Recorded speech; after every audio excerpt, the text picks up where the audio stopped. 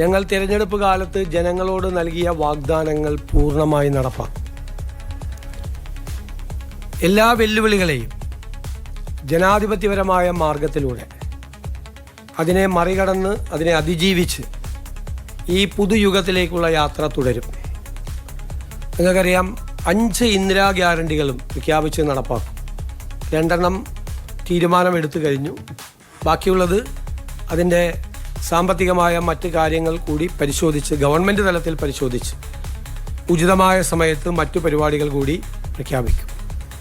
ഞങ്ങളുടെ സ്വപ്ന പദ്ധതികൾ കേരളത്തിനെ ഒരു തുറമുഖ നഗരമാക്കി മാറ്റുക എന്ന വലിയ സ്വപ്നം, 2 അന്താരാഷ്ട്ര തുറമുഖങ്ങളെയും ഒരു കണ്ടെയ്നർ ടെർമിനലിനെയും 17 മിനി തുറമുഖങ്ങളെയും ഏകോപിപ്പിച്ചുകൊണ്ടുള്ള വലിയൊരു പദ്ധതിക്ക് ഈ സർക്കാർ തുടക്കം കുറിക്കും.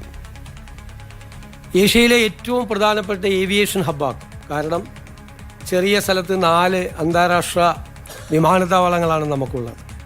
അതിനാവശ്യമായ ഏവിയേഷൻ പ്രോജക്റ്റുകൾ ഞങ്ങളുടെ കയ്യിലുണ്ട്.